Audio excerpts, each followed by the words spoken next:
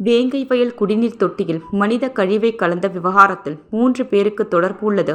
முத்துகிருஷ்ணன், சுதர்சன் ஆகியோர் இந்த பாதக செயலை செய்துள்ளனர். முரளி ராஜா பொய்த் தகவல் பரப்பியுள்ளார் என உயர்நீதிமன்றத்தில் தமிழக அரசு தகவல் தெரிவித்துள்ளது.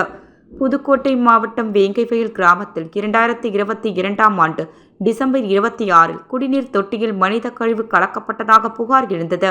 இது தொடர்பாக வழக்கை 2 ஆண்டுகளுக்கு மேலாக சிபிசிஐடி விசாரித்து வருகிறது.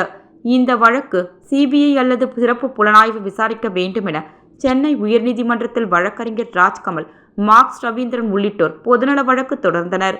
அவற்றை விசாரித்த உயர்நீதிமன்றம் 3 மாதங்களுக்குள் விசாரணையை முடிக்குமாறு சிபிசிஐடிக்கு உத்தரவிட்டிருந்தது. பின் இந்த வழக்குகள் நீண்ட நாட்களாக விசாரணைக்கு வரவில்லை. இந்நிலையில் சிபிஐடி விசாரணை முடிந்து புதுக்கோட்டை சிறப்பு நீதிமன்றத்தில் குற்றப்பத்திரிகை தாக்கல் செய்யப்பட்டது.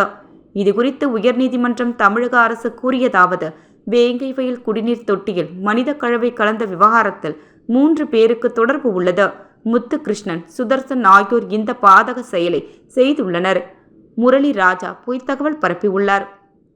முத்துக்காடு பஞ்சாயத்து தலைவரின் கணவரை பழிவாங்கும் நோக்கில் குற்றம் செய்துள்ளனர். இவ்வாறு தமிழக அரசு தெரிவித்துள்ளது.